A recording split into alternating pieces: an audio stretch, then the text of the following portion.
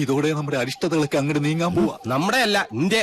അസാധാരണ പോർവിളിക്കിടെ സത്യപ്രതിജ്ഞാ ചടങ്ങിൽ ഗവർണറും മുഖ്യമന്ത്രിയും മിണ്ടുമോ എന്നുള്ളതായിരുന്നു പ്രധാന ആകാംക്ഷ. കുറച്ച് ഓവറായാലും എല്ലാവരും ശ്രദ്ധിക്കൂ. പക്ഷെ വേദിയിലേക്ക് ചെറുചിരിയുമായി എത്തിയ പിണറായി വിജയനെ കണ്ടഭാവം നടിച്ചില്ല ഗവർണർ. ഇരുന്നത് അടുത്തടുത്ത സീറ്റിൽ. പക്ഷെ ഒന്ന് നോക്കുക പോലും ചെയ്യാതെ അമർഷത്തിൽ ഇരുവരും. കടന്നപ്പള്ളിയെ സത്യപ്രതിജ്ഞയ്ക്ക് അഡീഷണൽ ചീഫ് സെക്രട്ടറി വിളിച്ചപ്പോൾ ആദ്യം ഗവർണർക്ക് കേട്ട ഭാവമില്ല.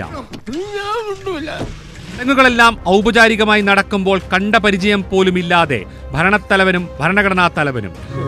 കോട്ടെ സാരല്ല, ഞാൻ മാത്രമേ കണ്ടുള്ളൂ. ഇനി ഇവിടെ നിന്ന് അഴിവണ്ടാവാ, നമുക്ക് അങ്ങോട്ട് മാറിയിക്കാം.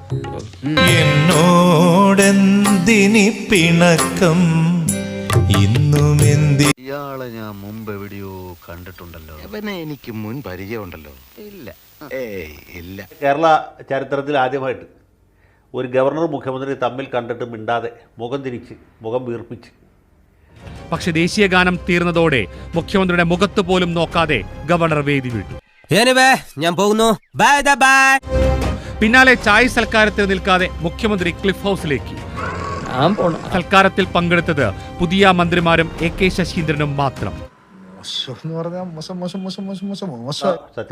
സത്യവാചകം ചൊല്ലിക്കൊടുക്കാനുള്ള അധികാരം ഭരണഘടന പ്രകാരം നമ്മുടെ ഗവർണറായിട്ടുള്ള ആരിഫ് മുഹമ്മദ് ഖാൻ. അത് ശരിയാ, അത് ശരിയാ. അതില്ലായിരുന്നെങ്കിൽ പിണറായി വിജയൻ തന്നെ സത്യവാചകം ചൊല്ലിക്കൊടുക്കുമായിരുന്നു. ഇങ്ങനെ ഒരു സിദ്ധൻ ഇവിടെ ഉള്ളത് ഈ നാടിന്റെ ഭാഗ്യമാണെന്ന് കരുതിയാ.